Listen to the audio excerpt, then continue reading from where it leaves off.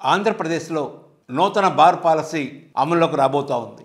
గతంలో ఉన్న 840 బార్లకి లాటరీ పద్ధతి ద్వారా వాటిని ఆమోదించే పరిస్థితి కనపడుతుంది. ఈ 840 బార్లకి అదనంగా మరో 10% బార్లు, అంటే ఒక 84 బార్లు గీత కార్మికులకి ప్రత్యేకంగా కేటాయించడం, వార్షిక లైసెన్స్ ఫీజులో సగం ఫీజు వారికి రాయితీ ఇవ్వటం కూడా జరగబోతుంది. ఈ నూతన బార్ పాలసీలో ప్రధాన సమస్య ఏంటంటే బార్ల పనివేళలు ఉదయం 10 నుంచి రాత్రి 12 గంటల వరకు, అంటే దాదాపు 14 గంటల పాటు ఒక రోజులో ఈ బార్లు పనిచేస్తూ ఉంటాయి.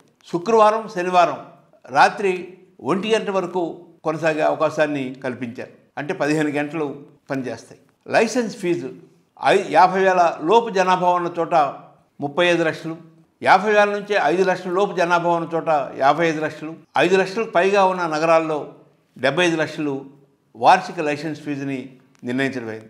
ఈ లైసెన్స్ ఫీజు కూడా ఒకేసారి చెల్లించకుండా ఒక 6 దఫాల్లో చెల్లించే అవకాశాన్ని కల్పించారు.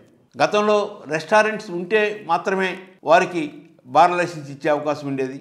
ఈరోజు బార్ లైసెన్స్ పొందిన తర్వాత ఒక 5-6 వారాల్లో రెస్టారెంట్ పెట్టుకునే అవకాశాన్ని కల్పించారు. ఈ నూతన బార్ పాలసీ మద్యం వినియోగాన్ని మరింత పెంచేదిగాను, మద్యం అమ్మకాల ద్వారా అత్యధిక ఆదాయాలు పొందాలనే దృష్టితో కొనసాగుతూ ఉంది. లాటరీ పద్ధతి ద్వారా బార్ లైసెన్స్ ఇచ్చే పరిస్థితి వచ్చినప్పుడు ఆ బార్ లైసెన్స్ పొందాలనుకునే వాళ్ళు అనేక అప్లికేషన్లు పెట్టే అవకాశం ఉంటుంది. ఒక్కొక్క అప్లికేషన్కి 5 లక్షల రూపాయలు ఖరీదుగా పెట్టారు. అంటే కొంతమంది 10 అప్లికేషన్లు, 15 అప్లికేషన్లు, 20 అప్లికేషన్లు పెట్టే పరిస్థితి కూడా ఉత్పన్నం కాబోతుంది. ఇలా పెట్టే ఖర్చంతా కూడా తిరిగి మద్యం ప్రియుల నుంచే ఆయా బార్ అండ్ రెస్టారెంట్లో వసూలు చేయాల్సిన పరిస్థితి.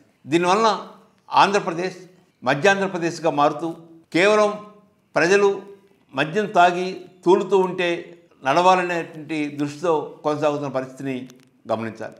అత్యధికంగా లైసెన్స్ ఫీజులు ఏర్పాటు చేయటం, పని గంటలు ఎక్కువగా పెంచడం, అర్ధరాత్రి 1 గంట దాకా శుక్రవారం, శనివారం బార్ అండ్ రెస్టారెంట్లు పనిచేస్తూ ఉంటాం, వీటితో యాక్సిడెంట్లు పెరిగే అవకాశం ఉంది. నైట్ మద్యం తాగి బయటకు వస్తున్న సందర్భంలో యాక్సిడెంట్లు పెరిగే అవకాశం ఉంది. అదే రకంగా హత్యలు, అత్యాచారాలు, అనేక రకాలైన సమస్యలు ఉత్పన్నం కావడానికి అవకాశం ఉంటుంది. ఆంధ్రప్రదేశ్ ప్రభుత్వం మద్యం అమ్మకాలను ఆదాయ వనరుగా చూస్తుంది తప్పితే మద్యం అమ్మకాలను నియంత్రించాలని కానీ, తగ్గించాలని కానీ, భవిష్యత్తులో మద్యం లేని సమాజాన్ని సృష్టించాలనే దృష్టితో పనిచేయటం లేదు.